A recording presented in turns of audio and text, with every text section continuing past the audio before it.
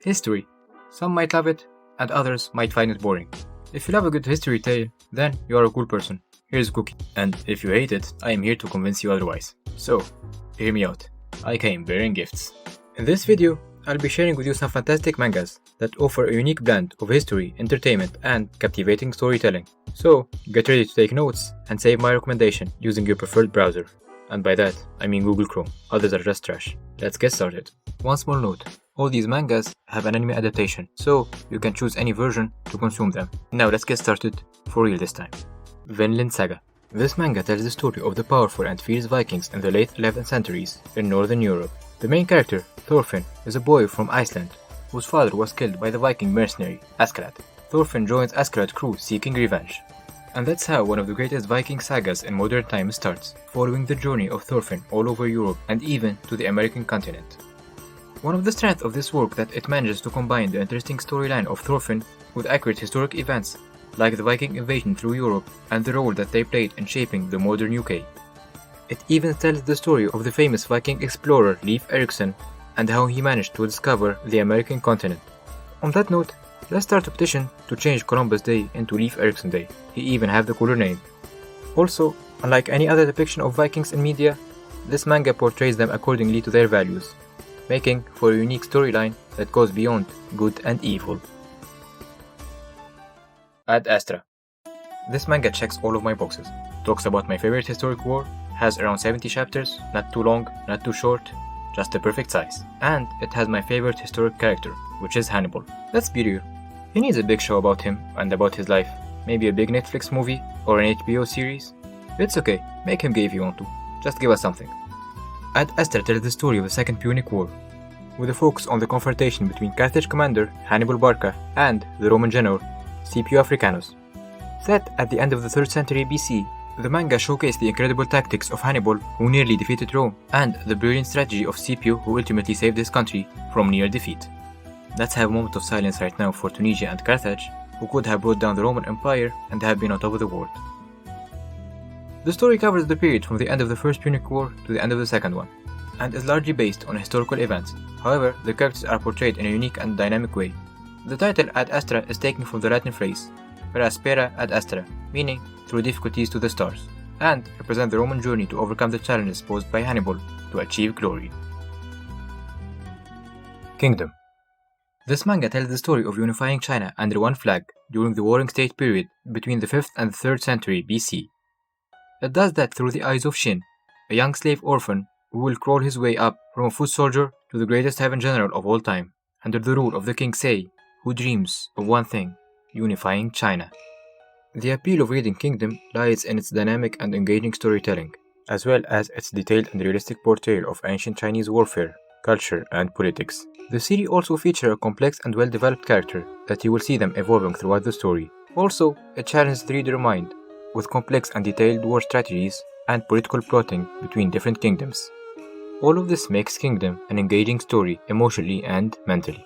As for its historical accuracy, while Kingdom is a work of fiction, it draws heavily from the history and legend of the Warring State period of China.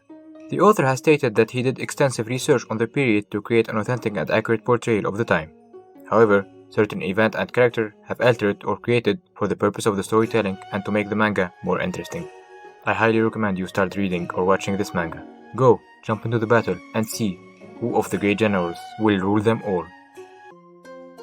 Golden Kamui. Golden Kamui is set in the early 20th century in Hokkaido, Japan, and tells the story of a young Ainu man named Saishi Sugimoto, who is also known as Immortal Sugimoto, and his quest for gold and revenge. He is searching for a hoard of gold stolen from the Ainu people by corrupt officials, and along the way, he teams up with a diverse cast of characters, including a former convict, a bear hunter, and a blind girl. Golden Kamui can be considered a fictionalized account of the history of the Meiji period in Japan, with a focus on the Ainu people. But wait, who are the Ainu people? And are they Japanese? Are they the original Japanese? What's even the difference? Don't worry, I got you, man.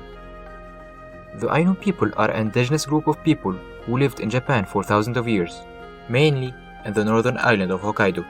They have their own distinct culture, language, and custom that are different from those of the majority of the Japanese population. Historically, The Ainu people face discrimination and suppression from the Japanese government and society, which has led to the loss of their traditional way of life and the erosion of their cultural identity. Golden Kamui tried to bring some of the custom, tradition, and the old way of life of Ainu people to light, which is a fresh perspective on the history of Japan compared to many tales in the Meiji era. The series also features a fast-paced action storyline that will keep you engaged, so give it a try. You'll be surprised, entertained, and more importantly, enlightened. Descending Stories, Showa, Genroku, Rakugo, Shinjuu. Damn, that's a long title. Definitely took me less than one try to get it right. Descending Story is a historical manga that delves into the world of traditional Japanese storytelling, specifically the art of Rakugo. You might wonder, what is Rakugo? Is it a Japanese thing? Well, yeah. It's a Japanese tradition that started during the Heian period, around 800 AD. And if you watch any slice of life anime or Japanese drama, you might even have seen it once or twice, but never actually paid attention to it. It's when a lone storyteller sits on a raised platform, usually but not always on a theater, with a paper fan and a small cloth and without even standing up from the seiza position, and he starts narrating complicated comedic stories or even sentimental one, while he's impersonating different characters, using only the difference in pitch tone and posture to differentiate between them. The manga follows the story of Kyoji, a young man who just has been released from prison and has no prospect for the future. However, he has one dream: to study under the great Rakugo master, Yakumu Yarokutei, the 8th, who is known for refusing to take on apprentices. Despite this, Yakumu sees something in Kyoji and takes him on as an apprentice, giving him the stage name Yotaro, the Fool. Descending Story is not just an art or theater manga. It explores the characters' past and how they came to be where they are right now, while also following their journey as they move forward towards success. This story explores the theme of tradition and modernity and the relationship between master and student, while it provides an intimate look into the world of traditional Japanese art form and storytelling. It is a must-read for those interested in learning more about traditional Japanese culture. I hope you enjoyed this manga compilation. I still have a few more in the tank, but if I include them in this video, it will be too long for me to edit, so I'll probably share them with you in another video, maybe a sequel, who knows. So, subscribe if you wanna catch that video as well. Anyway, thanks for watching, and as always, see you soon.